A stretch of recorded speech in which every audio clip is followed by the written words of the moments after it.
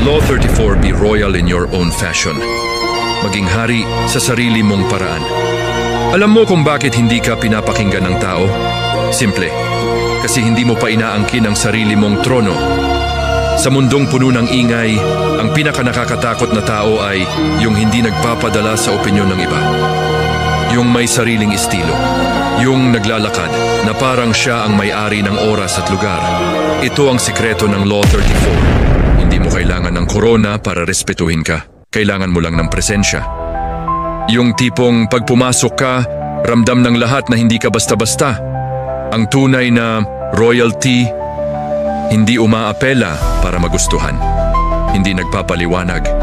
Hindi nagmamakaawa para tanggapin. Pinipili nila kung anong laban ang papasukin. Pinipili nila kung sino ang papayagang maka-access sa enerhiya nila. At higit sa lahat, yung sila ang gumagawa ng sarili nilang standard.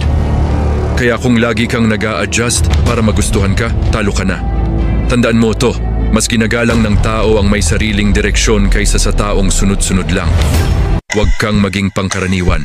Maglakad na parang may trono ka dahil meron ka.